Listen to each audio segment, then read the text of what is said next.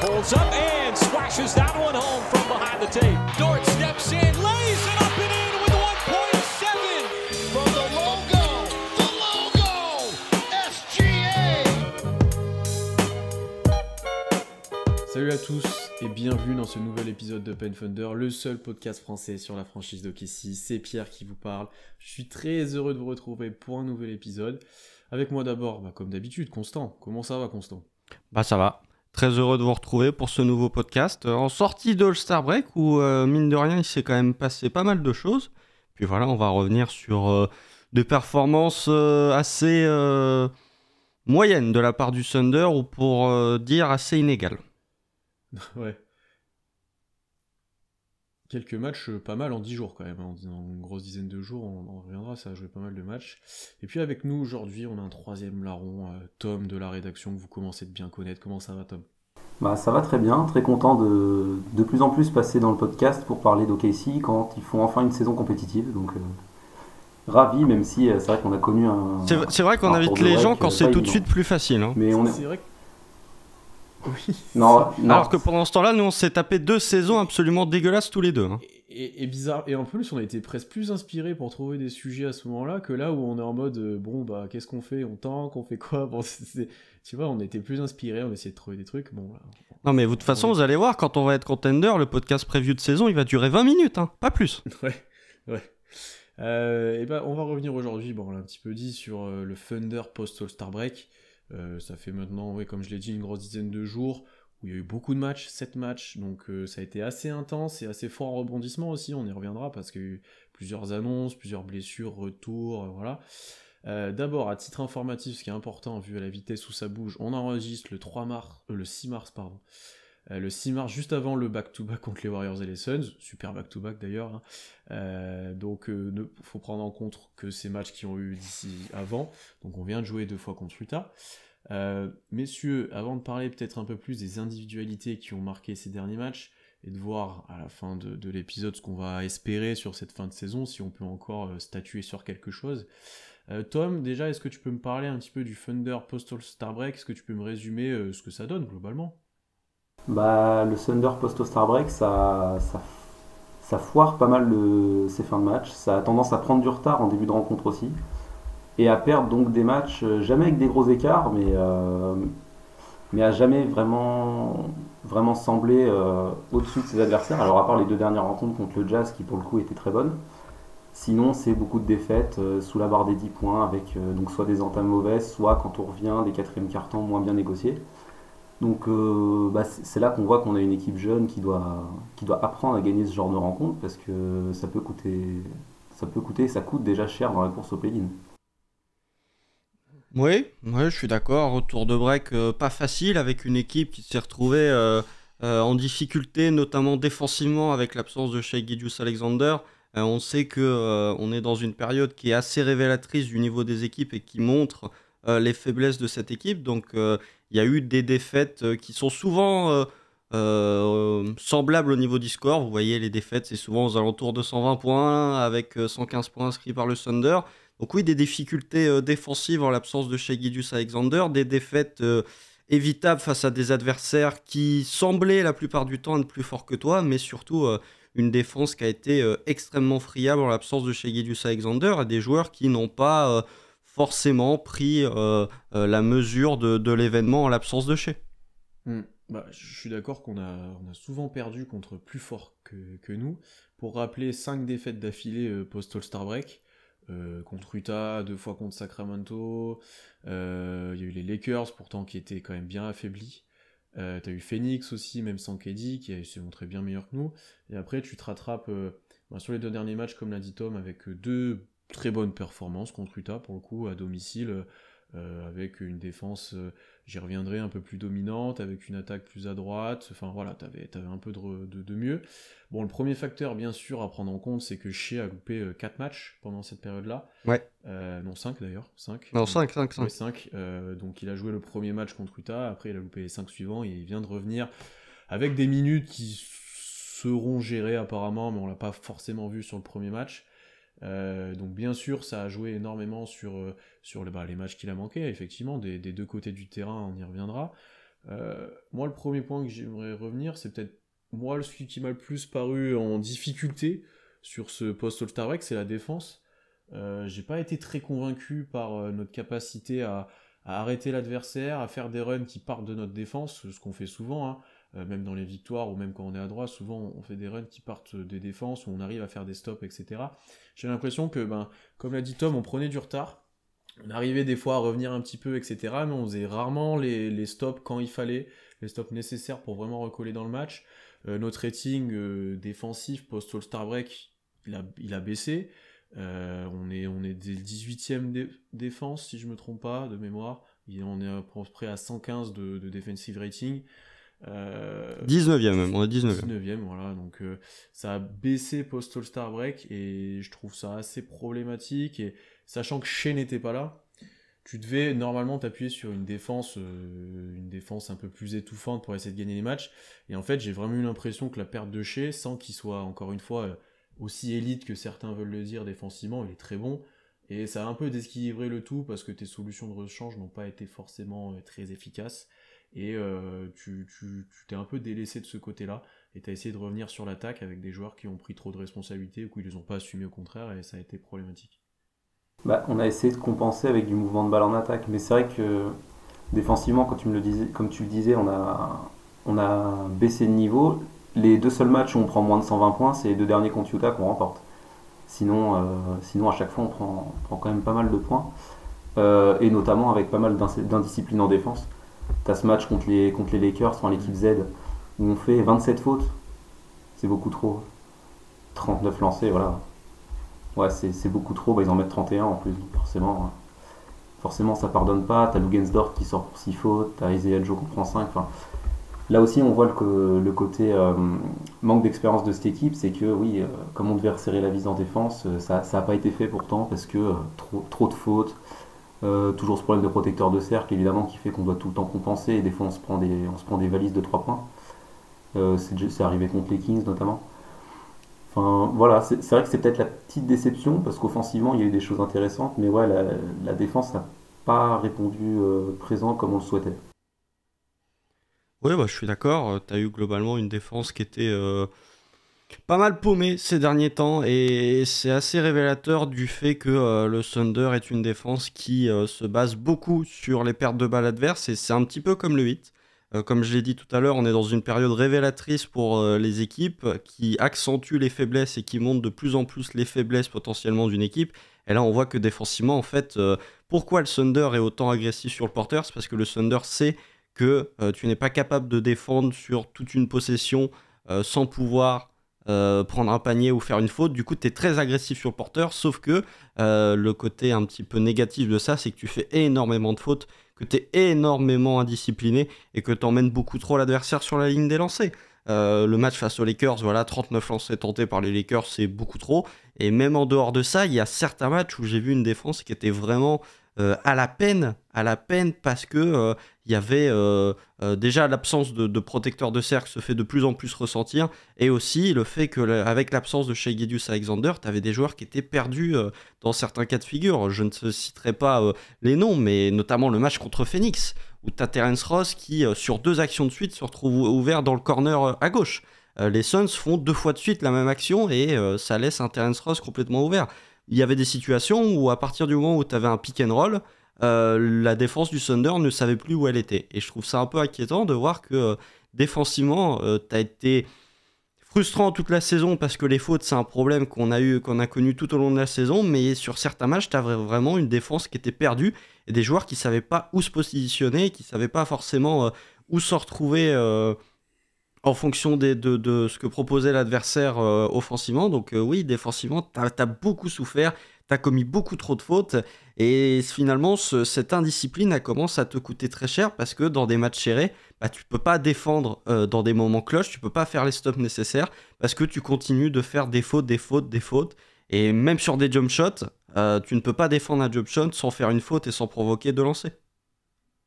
J'ai juste envie d'ajouter à ça, comme tu dis, un manque de discipline, mais aussi un manque de discipline collective dans les rotations, etc. Et tu l'as un petit peu dit, on le sait, depuis le début de saison, le Thunder anticipe grandement sur les jeux en post-up, sur les pick and roll, etc., avec le joueur à l'opposé qui rentre complètement et qui délaisse complètement son joueur et qui vient trapper, même souvent quand c'est en post-up, etc., et tu t'obliges après à jouer à 4 contre 3 avec des reprises, etc. Alors ça a fait l'efficacité pendant un moment parce qu'on était très actifs, très solidaires, voilà, mais dès qu'il y a un rouage qui n'y est plus, comme chez, forcément, ça déséquilibre un peu le tout. Ensuite, c'est la première fois aussi depuis le début de saison où, par exemple, le match des Suns, j'avais vraiment l'impression que les Suns, et après les Kings, ça l'a fait un petit peu aussi, ils savaient exactement comment nous attaquer et où nous sanctionner. Tu vois, avec ces tirs à 0 degré, et que j'ai l'impression on a eu un petit peu les mêmes contre les Kings, où ils sont trouvés rapidement seuls sur des transferts de balles sur pick and roll, où tu joues le pick and roll et tu as la passe de transfert, typiquement de Chris Paul qui va chercher à l'opposé. Voilà, j'ai vraiment eu l'impression qu'ils savaient comment nous sanctionner, qu'ils arrivaient à le faire efficacement, et qui pour le coup, on n'a pas eu les solutions par notre agressivité ou autre, où Shai, là encore, a un rôle important là-dedans, parce qu'il gagne des ballons, il contre, il est actif. Bien qu'il fasse des erreurs au bol, il est sur l'homme, il arrive souvent à faire des actions décisives qui ont manqué un moment et qu'on a récupéré d'ailleurs là sur le dernier match. À un moment, il fait 2 ou 3 interceptions de suite qui te permet de faire un run. Enfin voilà, on manquait un peu de ça. Et après, pour le coup, avec les remplaçants de Shai, et notamment quand c'était Isaiah Joe, qui a été très bon offensivement sur le début du post-All-Star break, t'as un vrai déficit physique pour moi qui est flagrant. Hein. Il se faisait énormément cibler sur les drives, où il se faisait un petit peu tirer dessus par à peu près tout le monde, hein, honnêtement. Tu voyais que s'il n'arrivait pas à avoir sa charge habituelle, finalement il n'arrivait pas à si bien défendre que ça sur l'homme. Quand c'était Wiggins, c'était un peu mieux, mais offensivement tu perdais grandement. Pour le coup, à part le match où il fait son meilleur match en carrière presque offensivement, je l'ai pas trouvé super efficace et super utile en attaque, et du coup il t'a apporté presque défensivement. Et après il y a eu JRE, on y reviendra peut-être plus tard, qui a été vraiment pas bon quand il a starté. Donc tu vois, pour le coup j'ai senti que les équipes s'étaient mieux préparées, que nous ça allait moins bien avec l'absence de Shai, avec peut-être de la reprise post-All-Star break aussi, où les gars allaient peut-être être moins prêts collectivement et défensivement. Et ça on l'a un petit peu retrouvé, comme l'a dit Tom, sur les derniers matchs contre Utah, où il y a eu un peu plus de solidarité. Bon, en face, il y avait peut-être un peu moins de talent offensif que contre les Kings ou les Suns, ça c'est évident, mais c'était un peu plus présent, un peu plus agressif efficacement, et mieux en place collectivement. Alors après, il y a encore du taf, je pense, là-dessus, pour remonter dans le top 10 Nate Rating post-All-Star break. Top 10 Defensive Rating, pardon. Ouais, après, tu dis que les adversaires commencent à scouter, mais c'est normal, on a dépassé les 60 matchs cette saison, donc il y a un moment où les adversaires commencent à te scouter, en fait. C'est qu'il n'y a pas d'autre solution. Tu arrives dans une situation où, défensivement, tout ce que tu proposes depuis le début de saison finit par être scouté, et comme on arrive aux 2 tiers de la saison, qu'on a dépassé les 60 matchs, c'est dans une configuration où les adversaires savent ce que tu vas faire, où ils sont capables de réagir en fonction de ce que tu vas faire, et finalement, on est dans une situation où les Suns, qui, via Chris Paul, savent parfaitement lire le jeu, sont capables de te sanctionner sur des actions sur du pick and roll, sur des transferts de passes sur pick and roll, et c'est des situations que les adversaires du Thunder connaissent, parce que le Thunder, depuis le début de saison, fait beaucoup de ces actions où tu es très agressif sur le porteur, et où tu essayes de récupérer une perte de balle pour avoir des paniers faciles sur transition. Donc là encore, c'est une situation où le Thunder, que fait le Thunder depuis le début de saison, et les adversaires finissent petit à petit par s'adapter, et comme ta défense n'est jamais parfaite, tu peux jamais avoir une défense parfaite, ils vont finir par trouver des solutions, et ces solutions c'est justement savoir que tu as des shooters à 3 points qui vont être ouverts, ou alors essayer de matraquer à l'intérieur avec des gros pivots, ou de driver tout simplement pour essayer d'avoir un maximum de lancers, parce que de toute façon ça marche plutôt bien contre le Thunder cette saison. Puis après, est-ce qu'on est surpris avec le 5 majeur qu'on avait d'avoir une défense en galère comme ça, sachant que tu as Jay Will en pivot qui n'est pas vraiment un protecteur de cercle, et Giddey et Joe que tu dois planquer défensivement, avec un Joe qui va parfois provoquer des passages en force, mais bon, qui reste vachement limité. Donc avec des Dort et des J-Dub qui sont très très responsabilisés défensivement. Les équipes en face, oui, comme on disait, elles s'adaptent. Et comme tu disais, Constant, on essaye de défendre comme le Heat, sauf qu'il nous manque 2 choses, c'est l'expérience et Bam Adebayo. On n'a pas de pivot pour protéger le cercle, donc c'est trop compliqué. C'est aussi peut-être pour ça que Daigneault a tenté face aux Lakers de jouer plus grand et d'avoir JRE dans le 5, pour avoir 2 intérieurs. Bon, ça n'a pas du tout fonctionné, mais et ça a même moins bien fonctionné offensivement que défensivement. Mais avec les joueurs qu'on avait, on a vu des fins de match où par exemple c'était pas Joe mais Wiggins qui était sur le terrain et défensivement ça devenait un peu plus cohérent déjà. Donc c'est là où le retour de Shea nous fait beaucoup de bien, c'est que on a plus que Giddey comme faiblesse défensive. C'est intéressant parce que là, du coup, on a parlé beaucoup défensivement, qui pour nous, c'est la problématique. Mais après, quand on regarde un peu ce qui est ressorti, notamment des 5 défaites d'affilée, il y avait pas mal de critiques sur plusieurs joueurs qui n'ont pas forcément pris leurs responsabilités offensives, qui n'étaient pas forcément efficaces en l'absence de Shea, notamment Lou Dort et Josh Giddey. Après, on a eu Treman qui est sorti de la rotation sur le dernier match et qui s'est montré un petit peu, mais qui n'a pas été forcément très bon alors qu'il avait l'occasion de step up pour le coup. T'as un JRE qui revient de blessure et qui est sorti de la rotation aussi sur le dernier match au profit de Sarr et qui a été vraiment cataclysmique là sur son passage. Ouais, est-ce qu'il y a aussi des problèmes au-delà de la défense collective, etc. Est-ce qu'il y a aussi des joueurs qui ont déçu peut-être sur cette période-là, qui sont peut-être rattrapés sur les derniers matchs, d'ailleurs je pense à Josh Giddey, mais qui ont vraiment déçu alors qu'ils avaient l'occasion de peut-être prouver un petit peu? Oh, t'essayes d'influencer la question sur Josh Giddey et Lou Dort, ça je reconnais. C'est une question rhétorique que je posais. Oui, bah Lou Dort, on peut en parler, mais déjà on peut parler, on peut commencer sur le cas Lou Dort, puisque moi j'en peux plus. Personnellement, j'en peux plus Lou Dort. Là, on est arrivé dans une situation où je suis fatigué de Lou Dort, je suis fatigué des prestations offensives offertes par Luguensdorf, parce que vraiment, on est dans une situation pour moi qui commence à tendre vers du Dillon Brooks, à savoir quand est-ce que ta défense ne peut plus compenser ta faiblesse offensive. C'est que, ok, Luguensdorf, il y a des matchs où il a pris ses responsabilités, là où des gars comme Zion Williams, comme Josh Giddey n'ont pas forcément pris leurs responsabilités. Et je suis désolé, c'est quelque chose, Lou Dort, en tant que première option entre guillemets en attaque, c'est quelque chose que tu as testé l'an dernier, c'est quelque chose que tu as testé il y a 2 ans. Et en fait, tu ne vois pas de progrès. Tu ne vois pas de progrès pour Lou Dort parce que ses drives sont toujours aussi catastrophiques. C'est l'un des joueurs les plus inefficaces de toute la ligue en termes de drive, parce qu'il manque de toucher, parce que il n'a pas forcément la détente verticale qui peut lui permettre de dunker sur tout le monde comme le fait Jalen Williams. Et voilà, Luguensdorf, en plus il est inefficace à 3 points, donc voilà, Sanson, on l'embrasse, le disait souvent, et toi aussi Pierre, tu le disais souvent, peut-être que Lou Dort reste relativement jeune et peut-être qu'il va encore progresser, mais en fait non, pour moi on est arrivé à la version finale de Lou Dort en attaque, tant les progrès sont quasi inexistants depuis 3 ans, quoi. C'est fini pour moi. La version finale, je sais pas, parce que je vois ce que tu veux dire en termes de niveau. Après, le truc, et j'ai un très bon article de Real and Style, je crois, sur ça, un des insiders du Thunder, qui dit, bah ouais, Dort, il est pas bon offensivement, il est vraiment très peu efficace, etc., près du cercle. Là, en plus, post-All-Star Break, il met pas forcément dedans de loin sur pas mal de matchs. Même le dernier, là, il a pas mis dedans, alors que tout le monde mettait à peu près dedans, il y avait du rythme offensif. Mais encore une fois, c'est qu'on l'a surresponsabilisé. Alors pour les facteurs que tu as dit, parce que certains n'ont pas forcément pris les tirs qu'ils auraient pu, certains se sont cachés un petit peu, on parlera de Josh Giddey après, mais le truc c'est qu'on l'a jamais vu dans un rôle où il est 4ème ou 5ème option en fait. Donc tu vois, moi en termes de rôle, il est pas fini pour moi, parce qu'on l'a jamais vu dans le rôle qui, pour nous, il lui est prédestiné. C'est ça qui est dommage en fait. Et ça on le verra pas avant au moins l'année prochaine, je pense.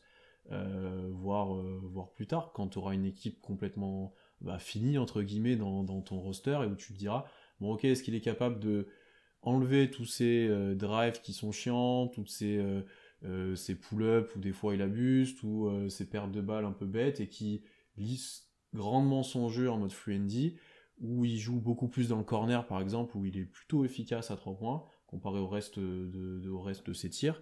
Tu vois, ça va être ça en fait la clé pour Lou Dort, c'est pour une réussite offensive plus tard. Ça va pas être, comme tu l'as très bien dit, une progression interne de niveau et de développement de skills, ça va être vraiment un lissage de son jeu ultime pour devenir un free and D.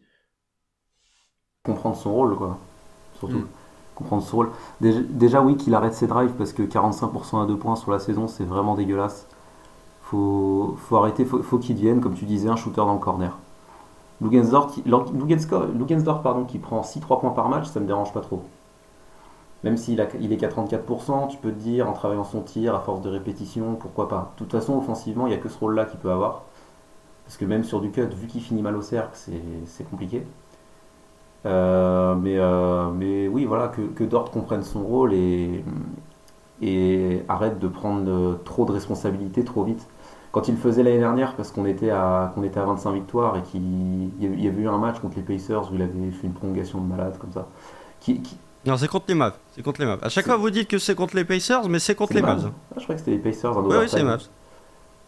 Alors, je me rappelle, j'avais fait le LT de ce match. Ah, un beau souvenir.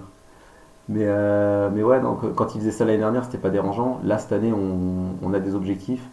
Lou Dort peut pas se permettre de croquer autant de ballons et d'enlever des ballons des mains. Alors, on va parler de Josh Giddey qui s'est quand même pas mal planqué, mais plutôt de J-Dub. J-Dub, quand on lui a donné des ballons, il a répondu présent. Et sur les premiers matchs de notre série de défaites, il les avait pas vraiment parce que Dort, il montait la balle carrément. Et c'est pas normal de voir Luguentz-Dort qui monte le ballon et qui prend un pick and roll, quoi. C'est pas ce qu'on lui demande. Ça, c'est quelque chose qu'on fait avec plein de joueurs, où en fait on fait remonter la balle à un premier joueur pour que le vrai porteur de balle, ou celui qui va à peu près finir l'action ou créer vraiment la situation de l'action, reçoive presque la première passe après un mouvement, et tu vois, joue ensuite ça. Le problème, c'est que Lou Dort, beaucoup de fois, il a joué tout seul. Sur ces actions-là, il a pas fait la passe qui arrivait. Ça, je suis complètement d'accord. Mais tu vois, même cette nuit, Wiggins, par exemple, a remonté des fois la balle, puis il a donné à Giddey ou Haché. T'as différentes situations comme ça. T'as Saric qui l'a fait. Même Saric le fait. Mais tu vois, il donne le ballon. Dort, il le donne pas. Il part pick and roll, il va au cercle et il perd le ballon. Donc c'est... Oui, non, mais en plus, c'est la problématique de Lou Dort, c'est que, voilà, c'est comme j'ai dit tout à l'heure, on arrive dans un cas où tu es, pour moi, à la Dillon Brooks. C'est que ton attaque, en fait, tu es tellement mauvais en attaque, et on peut parler des problèmes, on a peut-être même les mêmes problèmes que ce que les Grizzlies peuvent avoir, c'est que d'un côté, tu vas avoir, quand tu arrives en playoff, tu vas avoir la problématique Josh Giddey en défense, et de l'autre côté, en attaque, tu vas avoir la problématique Luguentz-Dort en attaque. Donc oui, voilà. Donc Luguentz-Dort, encore une fois, le manque de progression en attaque fait que il y a un moment où ça ne va plus être possible, quoi. C'est que Luguentz-Dort, tout aussi fort qu'il est défensivement, on est dans une situation où il n'apporte pas le playmaking qu'apporte notamment à Dillon Brooks, et en plus de ça, il continue à prendre ses tirs qui sont inefficaces. Donc il y a un moment, Luguentz-Dort, oui, c'est l'un des meilleurs défenseurs de toute la NBA, mais quand est-ce que ton attaque quand est-ce que ta défense ne va pas assez suppléer, ne va pas être assez forte pour compenser ton attaque désastreuse? Non, c'est l'inverse. Quand est-ce que ta défense n'est plus assez pour compenser ton attaque médiocre? Non, après, il y a quand même... Alors, c'est peut-être moi qui essaie de voir du bien où il n'y en a pas. Il y a quand même des actions qu'il ne faisait pas avant, où il s'arrête, des fois, dans la raquette pour faire une passe. Ça j'avais rarement vu faire ça. Il y a eu 2-3 fois où il a fait ça. Il y a eu 2-3 fois où il a pris des mid-range. Alors, est-ce que c'est une bonne solution ou pas? Je sais pas. Non. Mais il sera peut-être plus adroit au mid-range que à 2 points. J'ai pas les stats sous les yeux, ça se trouve c'est le cas. Mais il en a pris très peu. Mais bon, au moins, tu te dis, il a pas foncé dans le tas pour jeter une brique. Il a au moins pris un tir ouvert. Mais après, encore une fois, pour moi, il faut attendre au moins l'année prochaine où tu auras potentiellement Chet, tu auras peut-être un autre rookie assez haut drafté, tu auras toute la saison un J-Dub qui aura déjà pris du galon, un Giddey, etc., qui aura continué de progresser, et où ça sera, si tu comptes Giddey, Chet, J-Dub, peut-être Chet, peut-être des joueurs comme Joe qui prennent beaucoup de tirs dès qu'ils jouent un petit peu, ça sera ta 5e option, peut-être 4e, 5e, et du coup là, il prendra, comme l'a dit Tom, c'est 6 tirs à 3 points, et 1 ou 2 points parce qu'il y a des contre-attaques ou des choses comme ça, et là pour moi tu te rapprocheras de ce que tu dois attendre de Dort offensivement, comme vous l'avez dit, parce que en fait c'est pas tant un problème, c'est vraiment un problème de rôle pour moi, et il enfile un costume qui ne lui correspond pas forcément, et qu'il a peut-être pas conscience de ça, ou il a peut-être pas compris encore, ou peut-être que des fois on lui laisse faire ça, alors pour je ne sais quelle raison, parce qu'il y a personne pour le faire, mais c'est un problème de costume. Je sais que vous en parlez souvent de Kendo, ça de costume d'ailleurs, je crois. Ouais. Alors, petite trivia pour vous, messieurs. Est-ce que vous connaissez les joueurs qui sont plus inefficaces que Luguentz-Dort au cercle, chez les ailiers? Il n'y en a pas beaucoup. Donc, en première position, avec 0 tir tenté près du cercle, nous avons monsieur Luke Kennard du côté de Memphis. C'est possible, ça, c'est incroyable. Oui, c'est possible. Il a tenté 0 tir près du cercle. Alors, ensuite, nous avons Theo Pinson, nous avons Bryn Forbes, nous avons Evan Fournier, nous avons Eric Gordon, nous avons Devon Reed, nous avons Wes Matthews, Royce O'Neal, Jonathan Isaac, Tim Hardaway et en dessous Luguentz-Dort. Ça montre qu'il y a quasiment que des shooters, et il y a Luguentz-Dort qui se retrouve dans ce classement. Royce O'Neal fait des passes. Royce O'Neal fait des passes, et Jonathan Isaac, il fait ce qu'il peut. Il ne fait plus du coup cette année. Oui, c'est vrai qu'il fait plus. Alors attendez, parce que non, je me suis trompé, c'est Luke Kennard des Memphis qui est à 0, parce que le Luke Kennard des Clippers est juste au-dessus. Ah, ouais. Oui, non mais tout à fait, mais après, il y a quand même une sacrée différence, c'est que Luke Kennard a tenté moins de 80 tirs près du cercle cette saison, alors que Luguensdort est à plus de 256, donc il y a un moment où la différence est quand même assez importante entre les vrais shooters et les tirs près du cercle de Luguensdort Ouais, non, cette mais saison, voir, en c'est échantillon. possible. Et tu vois, la ligne de stats du dernier match contre le Jazz, je l'aime bien parce qu'elle symbolise bien ce que doit être la répartition des tirs au Thunder. T'as Shea qui prend 17 tirs, alors qu'il prend 19 lancés aussi. T'as Giddey qui en prend 16, t'as J-Dub qui en prend 15, et Dort en prend 9, dont 6 à 3 points. Bon, après, Là, il on met est sur une rien. meilleure répartition. Alors, par contre, oui, il a rien rentré. Mais au moins, sur la répartition des tirs, ça me plaît beaucoup plus. Dort qui prend moins de 10 tirs par match, qui prend ses 5-6 à 3 points, ok. Mais pas plus, quoi.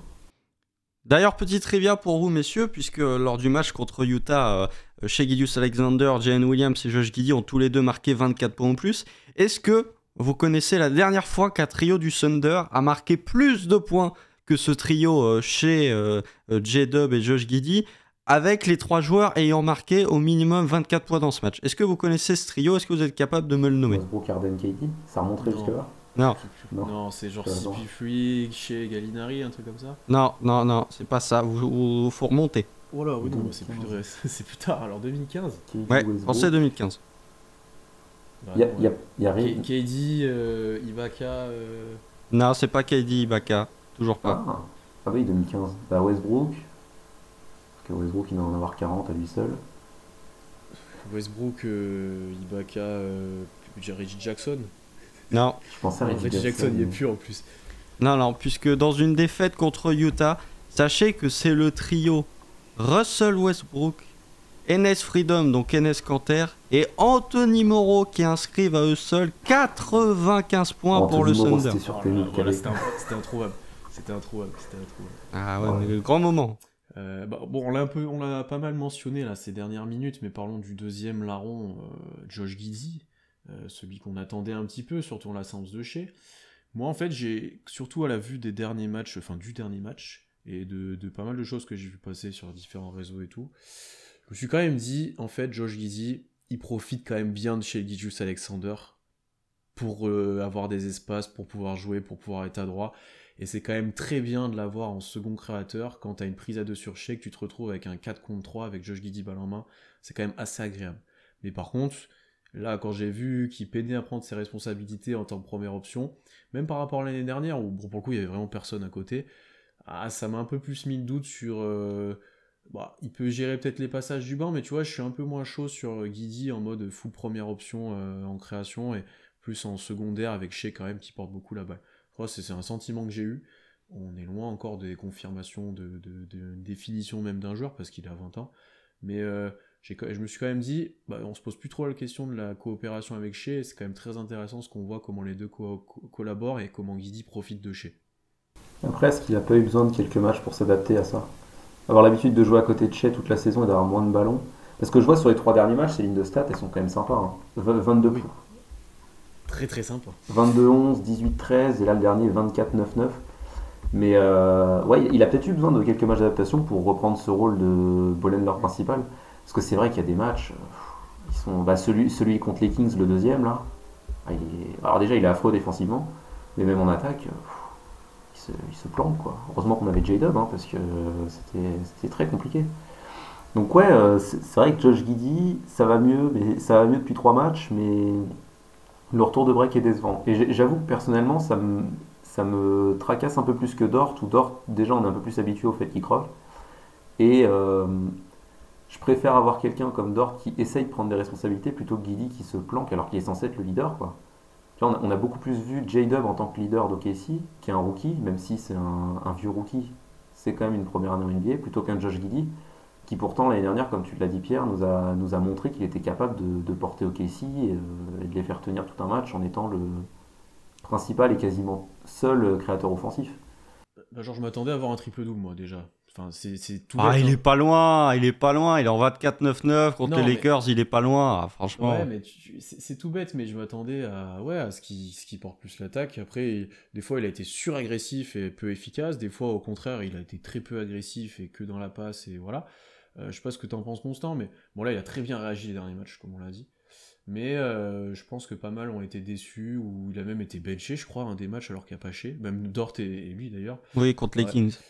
Où ils ont vraiment été pas bons, et c'est notre banc qui nous sauve, et ça je trouve assez problématique, tu vois, comme l'a dit Tom, que bon, J-Dub, aussi fort qu'il soit déjà obligé d'enfiler sa cape de super-héros quand Shea n'est pas là pour tenir l'équipe, quoi. Ouais, bah alors après, moi je vais un peu calmer les gens sur Josh Giddey parce que je trouve que autant Luguensdorf, je peux comprendre les critiques, autant parce que Luguensdorf, ça commence à faire un sacré paquet de temps qu'on voit ses prestations défensives assez mauvaises. Autant Josh Giddey, je trouve que les gens sont quand même très rapides et ne perdent pas de temps à sortir les fourches dès une mauvaise performance de Josh Giddey. En oubliant quand même que Josh Giddey a été plutôt très très bon depuis le 1er décembre. Donc voilà, il faut quand même pas oublier que Josh Giddey déjà n'a que 20 ans. Il a 1 an de moins que Jalen Williams. Il est arrivé en étant un rookie beaucoup moins NBA ready que ce que peut l'être J-Dub. Donc voilà, il y a des limitations effectivement défensivement. Il y a des matchs où il a vraiment pas été bon. Le match contre Utah, il est assez catastrophique. Le match contre Sacramento, le premier, il est assez catastrophique. Voilà, il se rattrape quand même très très bien. Le match face aux Lakers, même si ça n'a pas été dans des séquences de temps fort du Thunder, il a quand même bien produit. Là, ces 2 derniers matchs contre Utah, il est vraiment excellent. On le retrouve un peu plus à la création. Après voilà, offensivement, ce sera toujours limité. Déjà, le problème, c'est que s'il attaquait un peu plus le cercle et qu'il arrêtait ses push-offs là, à mi-distance ou ces espèces de flotteurs, déjà, il serait un peu plus efficace. Et si il drivait un peu plus, il pourrait avoir un peu plus de lancers.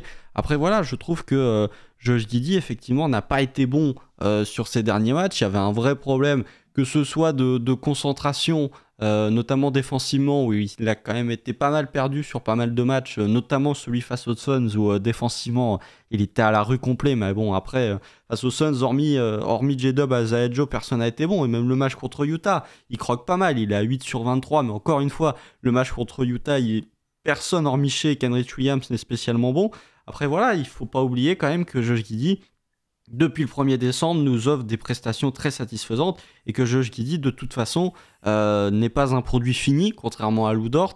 Et voilà, il a peut-être mis un peu plus de temps à se remettre dans le bain avec l'absence de Shea. Et voilà, c'est ok, il n'a pas été bon, mais n'oubliez quand même pas que Josh Giddey, depuis le 1er décembre, est à un niveau très très élevé. Après, je pense que c'est que les attentes ont explosé dès que Shea était out et que t'avais un peu plus que lui sur le terrain et on se remettait en mode de l'année dernière où il portait l'équipe tout seul, où il créait énormément, où il faisait des triples-doubles, c'était plus jeune, etc.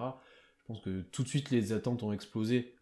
T'étais en mode, Giddey, c'est à ton tour maintenant de porter un peu l'attaque et de faire tout ça. Et effectivement, comme tu l'as bien dit, faut pas oublier que le développement de Giddey est loin d'être fini. Que même dans une saison au début qui était moyenne, après il a très bien joué et tout, quand tu regardes les stats bruts, c'est très fort ce qu'il produit à son âge, que beaucoup l'ont bien reclassé dans la draft bien plus haut que ce qu'il a été drafté, hein, quand ils font des redrafts, etc. Donc voilà, c'est juste que je pense qu'il y a eu une petite frustration, et nous aussi sur le compte, qui s'est créé, parce que on avait pas mal d'attentes à ce moment-là, et il n'a pas répondu forcément, alors que c'était des matchs très importants. Là, tous les matchs sont importants, hein, de toute façon, globalement, mais c'était vraiment des matchs très importants post-All-Star Break pour te remettre dedans, etc. Et où, ouais, t'avais l'impression qu'il y a des moments, il avait du mal à porter l'équipe et il se cachait un petit peu, contrairement à un Dort qui, lui, n'hésitait pas à prendre les responsabilités, et un J-Dub qui s'est révélé petit à petit sur ces derniers matchs, même cette semaine, hein. Bon, ça fait un moment qu'il commence d'être vraiment fort, mais là encore plus depuis les derniers matchs. C'est ça, c'est plus une question d'attitude en fait, Giddey, qui était problématique. Au-delà du fait qu'il foire des matchs, ça arrive à tout le monde. Mais oui, par contre, les 3 derniers matchs sont très rassurants. Enfin, je ne sais même pas si on avait besoin d'être rassuré forcément vu la saison qu'il fait, mais c'est cool de voir que voilà, il a eu quelques matchs de creux et ça va mieux. C'est un truc qu'on peut pas lui enlever pour le coup, que Giddey arrive vachement bien à rebondir, que ce soit sur son tir au début de saison, après il a vachement corrigé le tir pour le coup. Bon là, ça faisait quand même longtemps, hormis le match de cette nuit, qu'il mettait plus rien. Oui, non mais tu sais, il y avait eu une très mauvaise période au début, après il y a eu une très bonne période, après il y a eu une mauvaise période, enfin tu vois, et ça fait des vagues un petit peu, et même par rapport à ses performances terrain, il a quand même, j'ai l'impression, tendance à vite réagir. Il se laisse pas porter par le... Il n'y avait pas que le tir en début de saison en plus. Globalement, les premiers matchs de Josh Giddey, les 10 premiers matchs, sont pas incroyables, il a du mal à se mettre en rythme. Puis au fur et à mesure, il s'est mis en route et puis il est redevenu le Josh Giddey qu'on attendait. Donc oui, pas d'inquiétude, vous l'avez dit, hein, c'est un souffle mort, il n'y a pas de précipitation à avoir. Oui, et puis surtout, enfin, c'est un point que j'ai déjà souligné plein de fois, mais pour moi, il y a une vraie problématique au niveau du handle de Josh Giddey. C'est que là, il se développe, il a développé des moyennes au scoring qu'on ne pensait pas qu'il allait développer aussitôt, aussi rapidement. Mais pour moi, tu as toujours un handle qui est limité et qui va lui empêcher de se créer son tir. Et justement, dans des situations où tu as Shai Gilgeous-Alexander qui est absent, où justement Shai Gilgeous-Alexander ne crée plus d'espace et où c'est toi qui es un peu obligé de te créer ton tir, bah en fait, tu arrives dans des situations où Josh Giddey n'a pas le handle nécessaire pour se démarquer de son adversaire, pour pouvoir se créer des paniers faciles, pour pouvoir créer de la séparation nécessaire pour planter un jump shot. Contrairement à J-Dub qui, je le dis depuis longtemps, a un bien meilleur handle, je trouve que le handle de Josh Giddey est problématique dans le sens où ça va le limiter dans la création pour lui-même à long terme. Je pense que surtout ce handle, en fait, ça lui permet pas d'un gars qui est un peu fait comme lui de le passer. Alors les points de Giddey, j'ai l'impression soit ça vient parce qu'il a un petit meneur en face sur lui et que du coup il va à moitié le poster ou lui tirer par-dessus en push-off comme tu l'as dit ou avec où il va servir de son épaule pour le pousser, etc. Soit c'est un switch sur un grand où il va essayer de le passer en vitesse, etc. Parce qu'il n'y a que un cross avec de la vitesse qu'il est capable de faire, mais arrêter, comme tu l'as dit, c'est un peu plus compliqué pour lui de crosser à partir d'un moment arrêté, on va dire à la Harden, mais voilà, l'image parlera. Et tu vois, il y a encore ce manque de sanctions vraiment de certains match-up où bah, quand le joueur est capable de tenir à peu près physiquement, c'est un peu plus dur pour lui, du coup, comme tu le dis, de sanctionner la défense, de passer son joueur, de se créer un tir, pour le coup. Alors que quand je trouve qu'il a un avantage physique ou de vitesse, ce qui arrive parce qu'il n'est pas si lent que ça, il est capable de le faire. Tu vois, même contre Utah, il y a des actions où bah, il va tirer sur Olynyk avec un petit step back ou fadeaway à mi-distance, parce qu'il l'a bien fixé avant. Après, il y a des actions, bah là, sur la saison, il y en a énormément, où il va tirer par-dessus son défenseur. Par contre, si vous lui mettez par exemple J-Dub en défense sur lui, je pense qu'il aurait énormément de mal à scorer parce que physiquement J-Dub a toutes les armes pour répondre et que ça serait très compliqué pour Josh, je pense. Il perdrait beaucoup de ballons. Oui. Parce que J-Dub est très bon pour gratter des ballons, justement et profiter des défauts de handle de ses adversaires. Bah, parlons-en de J-Dub, c'est une transition toute trouvée, parce que lui aussi on en parle un petit peu. On a dit qu'il avait fait quelques matchs discrets post-All-Star Break, et là par contre... Il y en a deux. Deux. Discret, j'ai pas dit mais mauvais, j'ai dit discret. Et là, par contre, depuis quelques matchs, bah depuis 5 du coup, c'est exceptionnel. C'est honnêtement, hein, même sans être chauvin au KC et tout, il est candidat rookie de l'année. Il y a un moment. Non, Pierre. Arrête. Banquero, Franchement. Non. Là, tout de suite, est-ce qu'il déjà qu'il passe deuxième devant Mathurin. Alors, pour moi, il est déjà deuxième. Moi, je le mets deuxième. Quand je vois. Non, mais tu sais que les votants, ils votent à première impression. Oui, ça, c'est ça qui paye un peu pour lui. Mais quand je vois la fin de saison. Et même maintenant, Mathurin, ses pourcentages, bon, comparé au début de saison, ont bien baissé, bon, ça c'était écrit, hein. Mais comme l'impact all-around que peut avoir J-Dub, et même là, quand on voit le dernier match, le rôle qu'il a, ça c'est un rôle qui, bah, du coup, à part Banchero, qui, bah, effectivement, mérite lui aussi le Roy, et pour moi, c'est serré entre les deux, entre guillemets. Mais il est devant Mathurin pour ça, parce que là, sur les derniers matchs, il est exceptionnel. Il est exceptionnel, que ça soit balle en main, que ça soit en spot-up, que ça soit sur des cuts, que ça soit défensivement aussi, parce qu'on en avait parlé constant pas mal, où défensivement, ouais, il était très polyvalent, etc. Mais bon, il y avait quand même quelques lacunes des fois et tout. Et là, comme l'a mentionné un peu Tom, il est excessivement bon pour gagner des ballons, servir son envergure, enfin en vrai c'est n'importe quoi son envergure, et gagner des ballons et courir, etc. Voilà, il devient vraiment... c'est pas un rookie, c'est ça le nombre de gens qui l'ont dit, c'est pas un rookie ce joueur-là, c'est assez perturbant la production qu'il peut avoir. Et juste pour finir, j'ai vu, je sais plus, quelqu'un qui a dit ça, ou que ce soit dans un podcast ou autre, si J-Dub garde ce niveau-là toute sa carrière, en gros même sans progresser, il aura déjà une très longue carrière NBA et sera un joueur assez coté, réputé, parce que très utile. Et alors que c'est un rookie, c'est exceptionnel je trouve. Bah alors justement, puisqu'on parle du côté exceptionnel de J-Dub, je suis allé faire chauffer sa tête parce que je voulais voir les joueurs qui, dans leur saison rookie, avaient été capables de faire ce que fait J-Dub, de poser la ligne de stats de J-Dub, à savoir plus de 13 points, plus de 4 passes, plus de 4 rebonds, plus de 3 passes, plus d'une interception, tout en étant à plus de 58 de true shooting. Et dans l'histoire de la NBA, il y a seulement 2 joueurs qui ont fait ça à côté de J-Dub. Est-ce que vous pouvez me dire quels sont ces 2 joueurs ? C'est d'autres joueurs du Thunder ou pas? Non, c'est pas d'autres joueurs du Thunder, c'est vraiment très très haut. Oui, je te demande. Putain, quand même. LeBron? Non, c'est pas LeBron. Non, c'est pas LeBron. Kobe? Non plus. Oh bah non, la saison rookie de Kobe, elle est loin d'être folle. Ah oui, c'est vrai. Oui. C'est quoi, c'est les meneurs? Alors, il y en a un meneur et l'autre qui n'est pas vraiment un meneur. Michael Carter Williams. Non. Et c'est pas mal, ça, c'est ton rookie. Hein. Mais, Ah oui, c'est pour ça. Non, mais cherchez légende. Bah, Magic? Ah bien sûr, Magic ouais. Johnson. Magic Johnson et ensuite un mec un peu connu au poste Ah, d'arrière, Jordan. donc Michael Jordan. Tu sais pas, tu dis les deux, globalement, normalement, tu tombes à peu près bien. Non mais voilà, donc il y a que Magic Johnson et Michael Jordan qui ont fait la ligne de stats de Jalen Williams en saison rookie, tout en ayant un true shooting aussi élevé. Donc bon, quand tu te retrouves avec Magic Johnson et Michael Jordan dans la même catégorie en saison rookie, que tu te retrouves avec ces deux joueurs-là et qu'il y a que toi qui est en 3e position et qu'il y a personne d'autre à côté, bon, ça montre que t'as un rookie un peu sérieux. Ouais, bien sûr, normal. Après, quand tu vas chercher les win shares, tu te rends compte que t'as Magic à 14, Michael Jordan à 13 et t'as J-Dub à 4.9.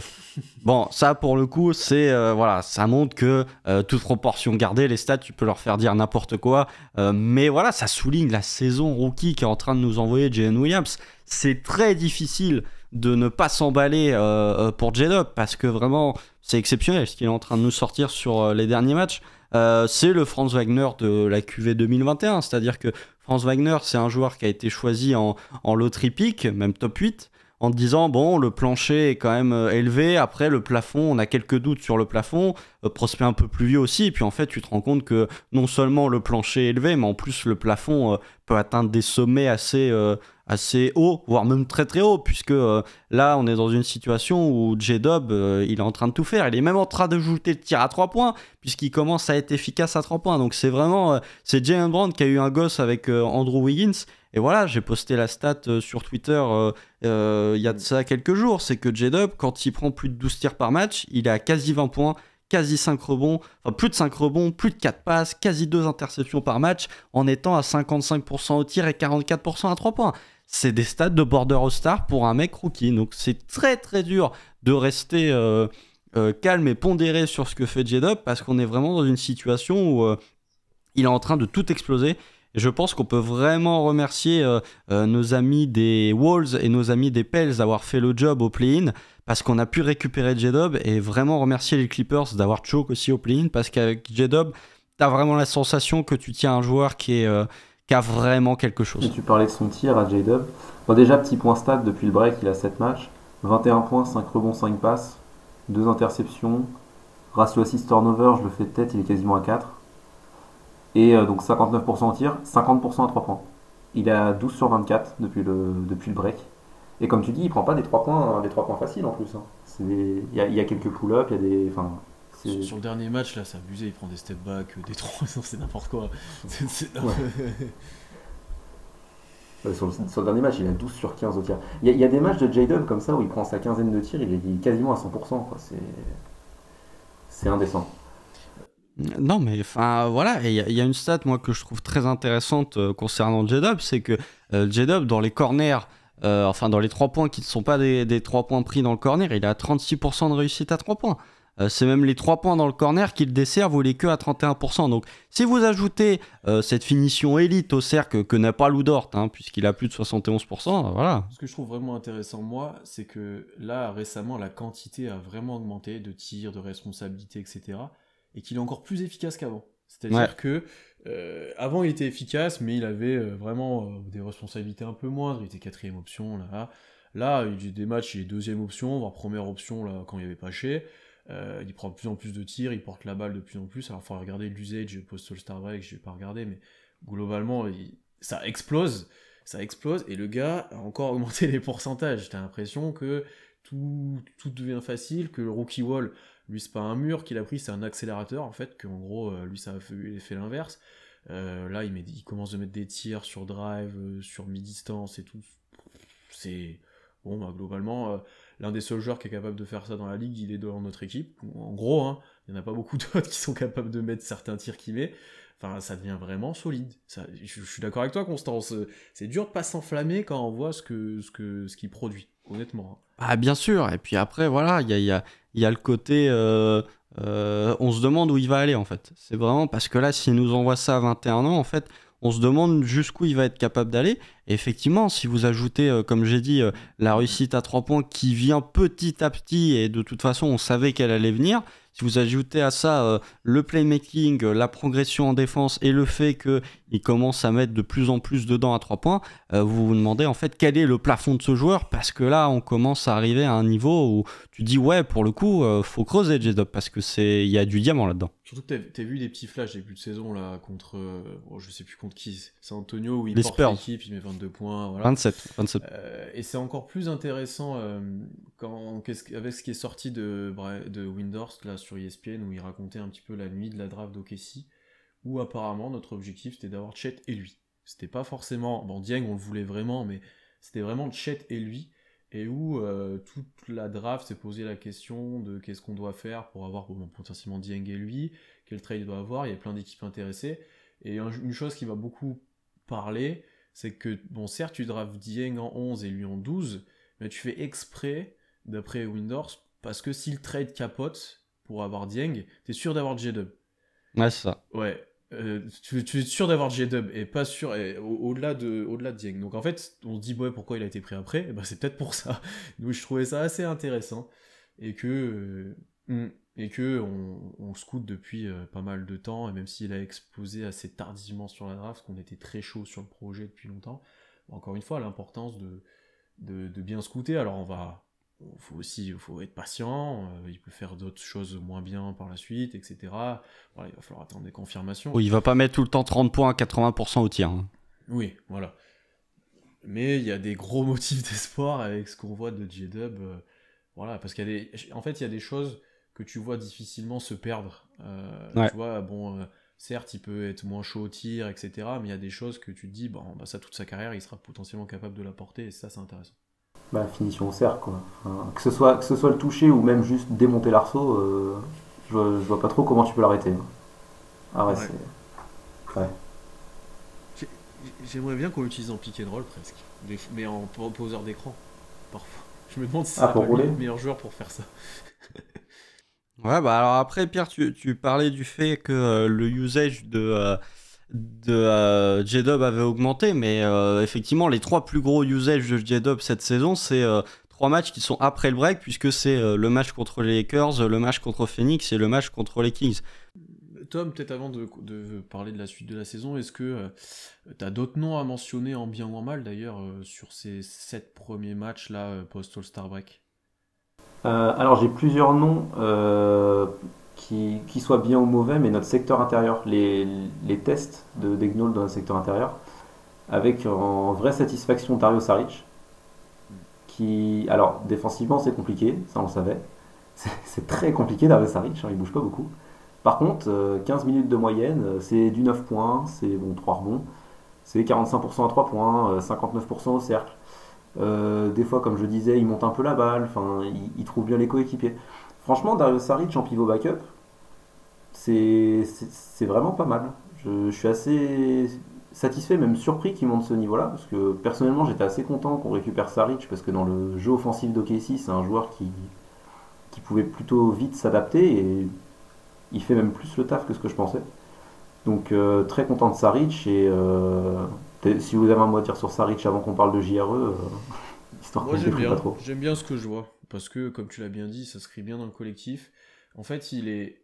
Bon, ça a rien, c'est le jour et la nuit avec Darius Bazley, niveau intelligence de jeu, niveau Ah bah contrôle sur les oui, drives. ah bah effectivement. Contrôle sur- Oui, non, mais après, je vais le faire après. Mais le contrôle niveau sur les qualité drives, athlétique aussi, c'est le hein. joueur, c'est à l'inverse. Au mieux de sprinter, de sauter partout et de faire des Eurosteps qui n'ont aucun sens comme Bazley, lui, il est toujours au sol. Concrètement, c'est tout en feinte, c'est tout, voilà. Bon, ça, c'est bien plus efficace, apparemment, bah, vu les stats et vu les productions qu'il a eues.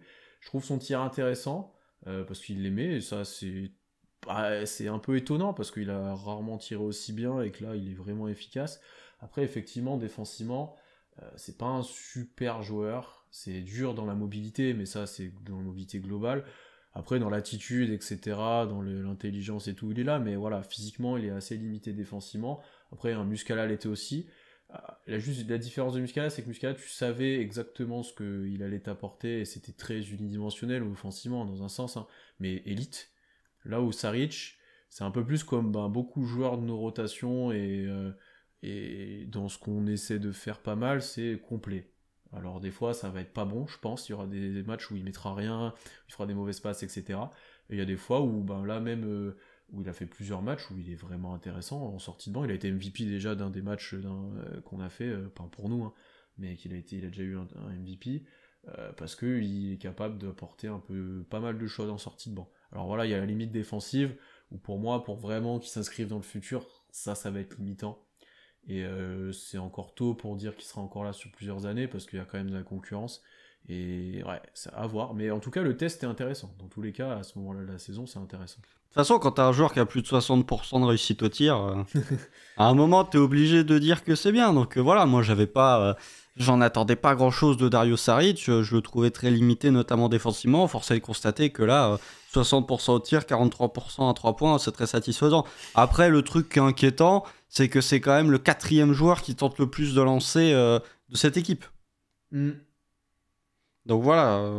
Alors, est-ce que c'est encourageant pour lui, mais dramatique pour l'équipe, j'ai envie de dire comme... C'est plutôt dramatique quand tu vois que t'es une équipe qui fait autant de drive pour avoir finalement aussi peu de lancers, quoi. Il tente autant de lancer que Josh Giddey. Ouais.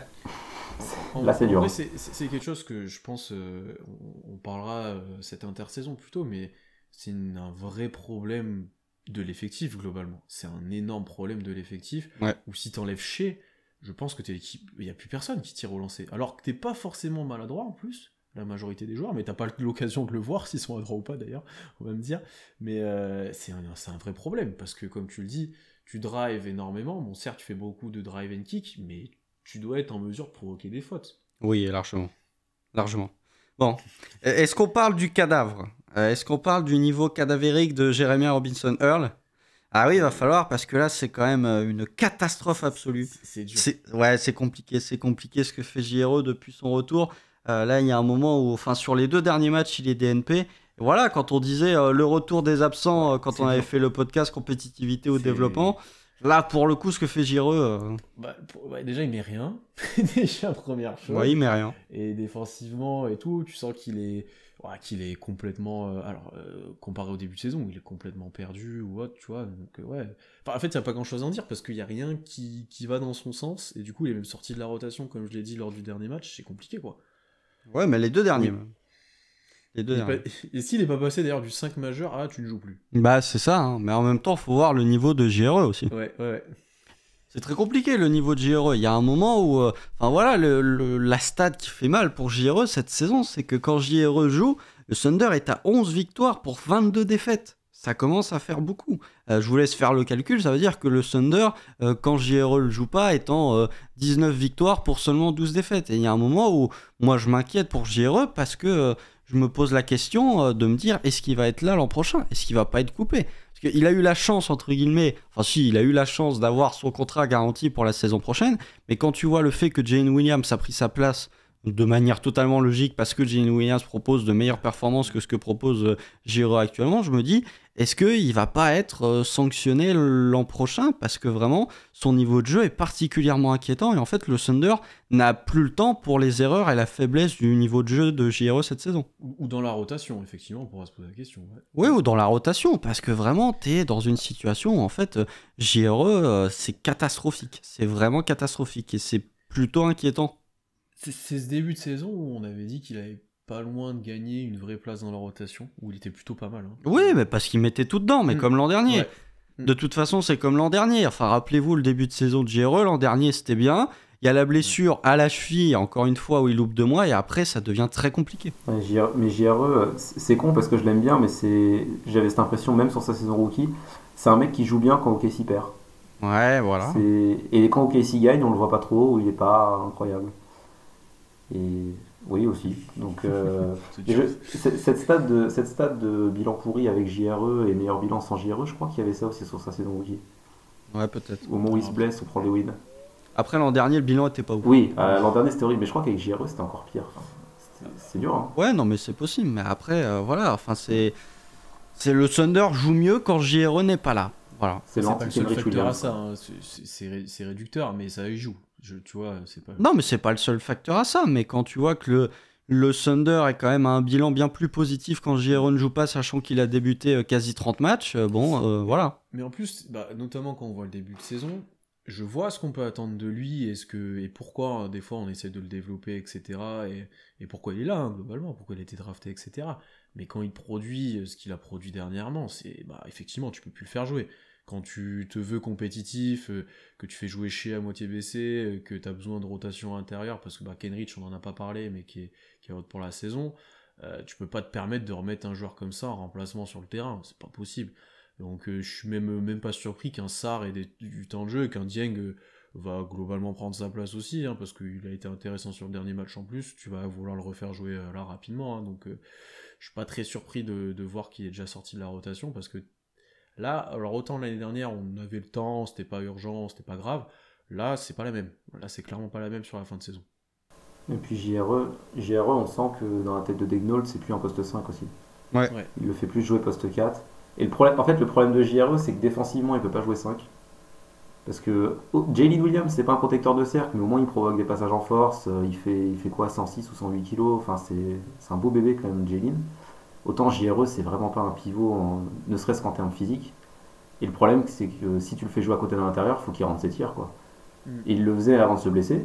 Je sais plus comment il était à 36%, je crois, quelque chose comme ça. C'était ouais, même 38, je crois. Et là, vu qu'il le fait plus, il ne sert plus à rien, quoi. Défensivement, il est toujours aussi paumé qu'avant sa blessure. Et en attaque, il y a 14% en 3 points, quoi. C'est dur. Ouais, et puis, contrairement à un Kenrich qui a joué 5, il peut pas switcher sur tout, il est moins efficace défensivement dans une défense en switch, et même sur les grands, il est moins efficace globalement. Donc, il a un rôle qui est pas évident, enfin avec son profil physique et de jeu qui est pas évident au Thunder, parce que, ou même en NBA globalement, j'ai presque envie de dire, c'est pas évident ce joueur-là de lui trouver un poste, un rôle, etc., alors qu'il a des qualités, mais là actuellement c'est très compliqué. Ouais, ça revient au scouting report que j'avais fait il y a de ça 1 an et demi, c'est JRE, quel est ton poste ? Ouais. Quel est ton poste ? Quel poste es-tu ? C'est ça. Parce que l'année dernière, on a eu le cas inverse, où il y avait Bazley en protecteur de cercle, donc défensivement ça allait pour JRE, mais par contre il rentrait pas assez de tirs pour que ce soit rentable. Là on a l'inverse. Alors est-ce que l'année prochaine on va le faire jouer à côté de Chet et ça l'aidera ? Moi c'était un peu l'idée que j'avais à la base avant que Chet se pète, mais je sais pas. S'il joue comme ça va être compliqué de toute façon. Là, s'il joue comme ça, oui. Alors que de l'autre côté, Isaiah Joe, la torche humaine. Isaiah Joe qui a fait un... ça fait quand même 2 matchs qu'il est moins bien. Honnêtement, quand on gagne, c'est bizarre. Mais alors qu'il a step up, on avait Klay Thompson sur le terrain, globalement. Oui, Klay Thompson ou Kyle Korver. Ouais. C'est la capacité à prendre feu. En fait, il n'y a pas grand chose à dire, mais tant que le gars shoot comme ça, oui, vas-y, joue. Enfin voilà, tant qu'il joue comme ça. Alors après, pour moi, il y a une vraie problématique défensive avec lui. Mais pour le coup, comparé à un Dort dont on discutait avant, lui, son impact offensif est tel que tu peux te permettre de le laisser sur le terrain dans la majorité du temps. C'est ça l'équilibre à trouver avec lui. Oui, après, il met tellement tout dedans de loin que de toute façon, tu es obligé de le garder parce que vraiment, il a pris feu, notamment le match contre Phoenix où, que ce soit mi-distance, 3 points, il mettait absolument tout dedans. Et le truc que je trouve intéressant, c'est que maintenant, c'est le 6e homme du Thunder. Il est complètement utilisé en tant que 6e homme et je trouve que, ou alors il est starter quand Shea est absent, et je trouve que passer d'un gars qui était 6e homme, passer d'un gars qui ne jouait pas en début de saison à 6e homme, je trouve que c'est une belle projection et une belle courbe pour la saison d'Isaiah Joe. Voilà, rien à dire de plus, c'est que quand il met dedans, c'est un outil essentiel pour les victoires du Thunder. Après, oui, effectivement, il y aura toujours les limitations défensives. De toute façon, le joueur est tellement fort offensivement quand il met tout dedans à 3 points que son attaque compense largement ses manquements défensifs. Ce qui est l'inverse de Lou Dort, j'ai envie de dire. Ouais, il fait une sacrée saison. Et petite mention, si on veut parler de shoot, à Lindy Waters aussi, qui fait une bonne suite de break. Ah, c'est pas mal. Alors, c'est pas Isaiah Joe, mais 42% à 3 points, et défensivement, il est pas dégueulasse défensivement. À la différence de Joe, lui, il a un corps entre guillemets, quoi. Il est plus grand, un peu plus costaud, et rien que s'il est pas forcément meilleur, je pense, dans la globalité, mais ça l'aide beaucoup. Ça l'aide beaucoup, en fait, par rapport à un Joe. Ouais, alors par contre, la sélection de shoot, là, on est sur un autre niveau, c'est pas Isaiah Joe. Ouais, c'est plus compliqué. Il il y a quand même un truc avec les joueurs NBA, notamment Joe et Waters, c'est évident. Les mecs rentrent, ont pas joué, sont pas chauds, ont pas joué des 10 premières minutes du match. Ils rentrent, ils te prennent un 3 points en mouvement à 1 mètre de la ligne, ça rentre en switch. Tu te dis, mais. Enfin, moi, c'est un truc qui me paraît inconcevable à faire, tu vois. Genre. Ouais, bah après, les gars, ils font ça toute leur vie. Ils prennent 70 fois le tir avant le match, ils en prennent 500 par jour. Bon. Ouais, mais. C'est le rituel. Tu t'arrives à froid. Là, les joueurs NBA, globalement, déjà, ils s'échauffent sur les premières minutes, la plupart. Eux, ils arrivent, ils sont sur le banc et tout, tu sais pas quand ils rentrent. Genre Waters, s'il rentre, il te prend une banderie à 9 mètres direct. Le mec a pas peur du tout, quoi. C'est vraiment. Tu sais, c'est pas au début, bon. Non, mais tu vois, c'est pas au début. Je touche la balle, je transfère tranquille, je me remets un peu en température. Sinon, boum, direct. Moi, ça me surprend tout le temps, quand même. Et j'ai plus cette sensation avec Waters. Joe, t'as plus l'impression qu'il va à ses spots sur ses premiers tirs, et après, si ça rentre bien, il se laisse aller. Waters, vraiment, il s'en fout, quoi. Joe, c'est un des seuls joueurs, et j'ai l'impression, à part les principaux, qui a ces situations écrites pour lui. Vraiment, hein. Ouais, quelques situations. Donc pour dire l'impact qu'il a pris, effectivement, et qui, même si on aimait bien le profil, on pouvait pas espérer qu'il performe comme ça, c'est pas possible. J'ai pas envie, franchement, c'est impossible. Ouais, non, mais après, faut voir aussi, il y a des situations où je trouve que dans l'utilisation, il a un peu utilisé comme ce qu'est utilisé Kevin Huerter du côté de Sacramento. Ouais. Après, il y a le playmaking en moins, mais je trouve qu'il commence à avoir certaines de ces situations. Non, mais en 6ème homme, j'aime bien en plus si t'apportes un truc supplémentaire. Non, je suis bien d'accord. Alors que pourtant, au début, t'aimais pas. Hein. Non, en fait, c'est que je voyais pas comment il allait gagner 10 minutes. Bon, il m'a montré comment il les a gagnés. Hein. En tirant. Merci après, très mal aussi. Si tu veux, moi, le profil était intéressant, mais je pensais qu'il allait tirer à 35%, quoi. Bon, le gars bombarde dans tous les sens, donc forcément, tu le fais jouer. Moi, je suis fan des joueurs qui tirent, donc oui, voilà, tu le fais jouer, le gars. Il n'y a aucun problème avec ça. Bon. On a pas mal parlé des individualités, le temps tourne, parlons très rapidement de la suite de la saison et la projection. On va être honnête, je pense qu'après les 5 défaites, et comme la majorité des fans, tout le monde commençait de faire chauffer le tank, voilà, de mettre les munitions dedans tranquillement. Là, tu fais 2 matchs, au final, tu gagnes 2 fois contre Utah, tu te retrouves à 0,5 win de 0,5 match de la 10e place. Il n'y a personne qui arrive à faire un énorme trou pour se sortir de cette guérilla de l'Ouest là. Bon, l'espoir est encore permis, au final on n'avance pas. Moi c'est juste que j'ai dit en off au tout début à Constant, les 3 prochains matchs pour moi, le back-to-back Warriors, Phoenix, puis le déplacement à New Orleans, là c'est très important pour moi, je pense, dans la suite. Bon après on va redire la même chose, ça se trouve ça n'aura rien décanté, mais là tu peux faire un petit écart dans les deux sens, je pense. Ouais, ça dépend. Je sais pas, moi je suis vachement plus détendu à ce niveau-là. Même après les 5 défaites, je me disais, bah on continue à jouer, on voit bien comment ça se passe. L'Ouest est très ouvert, donc c'est vrai que les matchs qui arrivent, Golden State, Phoenix, Pelicans, pour les Pelicans, sont vraiment pas en forme. Mais rien que le back-to-back Golden State Phoenix, il va être dur à négocier. Hein. Si on en prend un, c'est beau. Mais ouais, faut voir comment cette équipe d'OKC joue, faut voir ce que font les concurrents aussi, parce que Portland m'impressionne clairement pas. Utah, on sent qu'ils sont en perte de vitesse. Les Pelicans, ça pue. Bon, les Lakers, ça va mieux. Mais la concurrence n'est pas non plus hyper en forme, quoi. Donc, non, on continue à jouer et on va bien voir comment ça va se passer. Hein. J'ai pas de piste particulière. Faire chauffer le tank, en tout cas, ça sert pas à grand chose maintenant, je trouve. On est trop loin. On vise un pic 7-8. Oh bah t'es pas trop loin, hein, puisque c'est tellement serré. Ouais, non, t'es pas si loin que ça, puisque t'as les Pacers et les Bulls qui sont en dernière position, enfin qui sont à ce spot du 6e ou du 7e pire bilan, qui ont seulement une victoire de moins que toi. Donc non, t'es pas si loin. Alors après, effectivement, j'ai envie de dire que après les matchs contre Utah, après la défaite contre Utah, moi je me disais bon, ça va être compliqué. T'as quand même loupé beaucoup d'opportunités. Il y a la blessure de Shai Gilgeous-Alexander. Je me disais ouais, c'est pas sur l'enchaînement de défaites que tu perds forcément ta place pour le play-in, parce que voilà, sans Shai, ça va être très compliqué de gagner. C'est plus sur les matchs d'avant qui étaient des matchs prenables que t'as pas gagné. Mais effectivement, comme la conférence Ouest est une conférence d'escargot depuis la sortie de break, tu peux te dire que tout est encore possible. Ce qui est intéressant, je trouve, c'est que effectivement, en fonction des match-ups, en fonction des matchs que tu peux gagner, tu peux potentiellement très vite te retrouver dans la course, parce que finalement, entre la 5e place et la 13e place, c'est très serré parce que personne n'arrive à gagner des matchs. Vous regardez les Wolves qui gagnent quasiment rien, vous regardez les Clippers qui gagnent quasiment rien. Enfin voilà, il y a tout plein d'équipes qui sont en difficulté dernièrement dans la conférence Ouest.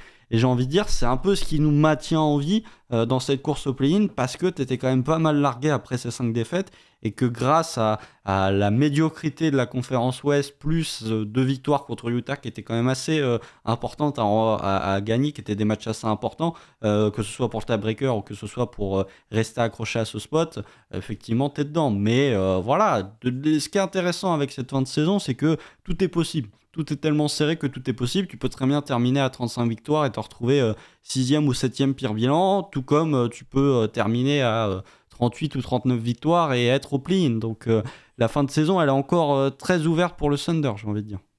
Après, elle est encore très ouverte, mais il y a quand même un point pour moi qui est assez difficile. Bon, alors déjà, les gens avaient quand même pas mal abandonné après la défaite contre Utah. Les gens avaient très vite refait chauffer le tank. Même moi, je n'étais pas forcément, comme je l'ai dit, j'étais pas forcément le plus en confiance sur notre capacité à aller chercher le play-in. Par contre, moi, je trouve qu'il y a vraiment un problème pour ce Thunder, c'est au niveau du banc, parce que ton banc, en fait, il est d'une faiblesse avec les blessures, sachant que tu n'as plus Treman, tu n'as plus JRE qui joue plus sur décision de Mark Daigneault. Tu te retrouves donc avec, comme on l'a dit, Isaiah Joe en 6e homme, avec Dario Saric qui se retrouve avec de grosses minutes, avec Olivier Sarr que tu viens de signer en two-way qui se retrouve avec de grosses minutes, avec Ousmane Dieng. Moi je trouve que c'est un banc qui va difficilement t'apporter du positif face à d'autres bancs NBA, hormis peut-être face au banc de Portland où c'est très compliqué, mais le reste ça va être dur, ça va être très dur. Ça avait pas mal abandonné parce que Shea était annoncé out et on savait pas combien de temps aussi. Hein. Oui, on pensait que ça allait être plus longtemps que ça. Ouais. Et après, le banc, alors je suis d'accord avec toi que ça fait pas rêver, mais même là dans les défaites, c'est pas forcément le banc qui pour moi t'a vraiment posé problème. Et après, un Man et un JRE ils sortent de la rotation, mais ils sont pas bons en fait. C'est les 2 déceptions de la saison presque. Oui, mais ils ont pas d'apport. Ah oui, ça je suis d'accord, mais qu'ils le font pas depuis le début de saison. Alors pour le coup, un Joe Wiggins, je trouve que globalement, ils jouent leur rôle en sortie de banc. Saric, depuis qu'il est là, on l'a dit tout à l'heure, c'est plutôt intéressant. Alors après, pour le coup, oui, je suis d'accord avec toi que Sarr, qui vient d'arriver de J-League, etc., ça me paraît quand même plus compliqué. Dieng, bah, il est très jeune, quoi. Tu sais jamais ce que tu vas en attendre. On sait qu'on n'en a pas vu énormément, toi et moi, qu'on n'est pas forcément les plus hauts sur le profil, mais qu'il faut essayer de le développer. Après, ce qui est quand même super intéressant, c'est qu'encore une fois, c'est que tu joues le play-in en faisant jouer que des jeunes, quoi. C'est un truc dans ton développement qui est ultra intéressant, où bah, tu t'offres de faire ça parce que Shea est exceptionnel, parce que tu as des joueurs qui ont vraiment confirmé cette saison, ou montré, même pour J-Dub, hein, parce qu'il est rookie. Mais quand tu regardes ton noyau fort, et même ton banc ensuite, c'est méga jeune. Et tu t'offres une fin de saison quand même super intéressante, comparé à des Rockets ou des Spurs c'est cataclysmique, quoi, leur saison. Ça n'a rien à voir. Ça. C'est comme le Magic, quoi. C'est des fins de saison hypantes où quoi qu'il arrive, quoi qu'il se passe, ton groupe va apprendre. Donc en fait, ce sera bénéfique même si on finit 13e de conf. Hein. Oui, ce sera bénéfique. Mais alors après, le meilleur scénario, ça peut limite être de terminer 13e de conf et de faire un braquage à la loterie. Et dans tous les cas, de toute façon, on voit que ce que fait le Thunder actuellement, c'est vraiment jouer jusqu'au bout, tenter jusqu'au bout d'arracher peut-être ce play-in ou d'être compétitif le plus longtemps possible. Alors ça veut pas dire que tu vas y parvenir, ça veut pas dire que tu vas arracher ce play-in, mais en tout cas, on peut pas nous reprocher un manque de compétitivité ou un manque de volonté de gagner. Bon, après, je suis pas trop. Enfin, moi, je préfère largement finir 10e que 13e, rien que pour avoir un tour de play-in et que les joueurs sachent ce que c'est, quoi. Ouais, après, c'est un match.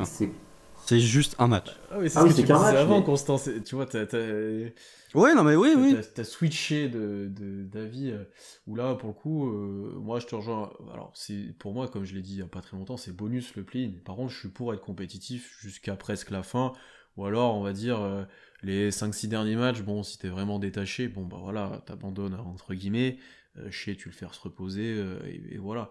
Mais par contre, là où je te rejoins Constant, c'est que toute cette saison, et même là les matchs qui vont arriver, sont bien plus formateurs au final qu'un seul match de play-in. Ça sera bien plus profitable. Ça, on est d'accord. Mais le fait d'être compétitif jusqu'à la fin, rien que ça, c'est souvent les projets, je sais pas, tu vois le projet de Denver où 2 fois d'affilée ils finissent 9e de conf, tu vois, je sais pas, à Memphis, bon là, avec ce qui se passe avec Jamorant, on sait pas trop comment ça va évoluer. Mais Memphis, ils font 2 fois play-in, la deuxième fois ils passent, et c'est une équipe après qui a explosé et qui est allée dans les hauteurs de l'Ouest. Faire ce genre de saison, play-in ou pas play-in, c'est forcément positif pour OKC. C'est comme ça qu'un groupe se crée. Là, tu vois, on a un peu plus de clarté sur les rôles de chacun. Donc, moi, j'avoue que je suis plutôt team play-in. Après, écoute, si on finit, comme vous le disiez, à 35 victoires et qu'on chope un top 5 de draft, bah, très bien, hein. Ça me va, hein. En tout cas, il y a une chose qu'on peut dire cette saison, c'est que tu peux pas reprocher au Thunder de tanker. Parce que quand tu vois ce que fait Shai Gilgeous-Alexander, quand tu vois que voilà, Mark Denlow dit si on avait été en octobre, on l'aurait certainement mis au repos, et que là il joue 37 minutes, tu vois que effectivement côté Thunder, voilà, il y a eu 2-3 petits malins qui sont venus faire des remarques sur le tank au moment où Shai a chopé le Covid, au moment où il y a Kenrich Williams qui se fait blesser, enfin au moment où Kenrich Williams se blesse, mais effectivement, cette équipe du Thunder va jouer jusqu'au bout et a envie d'être compétitive jusqu'au bout. C'est ça. Surtout quand Kenrich se fait opérer, en mode ouais, ça y est, ils inventent des trucs et tout, tu sais, genre. Non mais sérieux. Oui, et puis voilà, et puis il faut voir, voilà, comme je le répète, il faut voir ce qu'a dit Mark Denlow, c'est que Shai Gilgeous-Alexander, de toute façon, on n'allait pas remettre en cause son instinct de compétiteur, et effectivement, même quand Mark Denlow dit oui, on va aménager ses minutes, tu vois que Shai Gilgeous-Alexander, premier match où il revient, il joue 37 minutes contre Utah, donc bon. Mais je crois qu'il a pas joué tout le premier quart-temps, c'est ça qu'il voulait dire. Voilà. Je crois que c'était ça, sa déclare. Ouais. Oui, qu'il jouait moins tout le temps d'affilée. Ouais, donc au lieu de jouer les 12 minutes du premier et du troisième quart-temps, en fait, il va se retrouver à jouer 11 minutes, les 11 premières minutes du premier quart et en fait les 10 premières minutes du troisième quart-temps. Enfin voilà, quoi. Ça montre quand même que le Thunder, avec Shai Gilgeous-Alexander, est vraiment dans une optique de compétitivité jusqu'au bout. Bah, quitte à sacrifier des mecs qui pourraient être développés, type JRE ou Man, qui sont plus dans la rotation. Ouais. Là, et si Dieng enchaîne 3-4 mauvais matchs, c'est pas dit qu'il reste dans la rotation non plus, par exemple. Et en plus, il y a un Poku qui est sur le retour, en plus. Ouais. Faut quand même le mentionner. Il vient de s'entraîner avec le Blue. Je vais juste conclure par ce qu'avait dit Presti, je crois, à la fin de saison dernière, au début de cette saison, où avec une mauvaise traduction, il allait laisser l'équipe se déclarer et voir ce qu'elle était capable de faire. Bah, là, on a dit l'équipe montre qu'elle est peut-être capable d'aller accrocher play-in, bah, il laisse jouer en fait. Les gars, allez-y, allez, on fait le maximum pour aller chercher ça, sans cramer des pièces du futur et en allant faire des trades alambiqués à la deadline pour renforcer, aller chercher un pivot qui servira pas à grand chose. Mais par contre, ouais, avec cet effectif-là, montrez-nous ce que vous êtes capable de faire, exprimez-vous, montrez votre développement, vas-y J-Dub, montre ce que tu peux, et voilà. Enfin, c'est vraiment cette optique-là qui est ultra satisfaisant, je pense, pour tous les fans et pour cette saison. Honnêtement, quand on en fera le bilan, je pense qu'on sera peut-être frustré de certaines choses, si on n'aura peut-être pas fait play-in ou si on finit 11ème, donc on sera vraiment dans l'entre-deux entre le play-in et voilà. À la place du con. Mais au final, on sera satisfait de ce qu'on a produit et du développement et de la direction que ça prend, tout ça, effectivement. Oui, alors après, ça n'empêche quand même pas Sam Presti de bidouiller les contrats, puisqu'il y a eu le cut, enfin la signature au roster de Morey, puis son cut et la signature de Jared Butler. Moi que j'aime bien, hein. Jared Butler j'aime beaucoup, mais je suis pas sûr que d'ici la fin de saison on puisse beaucoup le voir. On le verra pas beaucoup. Messieurs, on va arrêter là, on était assez long, on avait beaucoup de choses à dire là sur ce post-All-Star Break. C'était très intéressant, n'hésitez pas à donner votre avis, vous aussi, dans les commentaires sur Twitter, YouTube, etc. Retrouvez-nous partout, sur toutes les plateformes d'écoute, n'hésitez pas à laisser 5 étoiles, à discuter avec nous, à nous poser des questions, etc.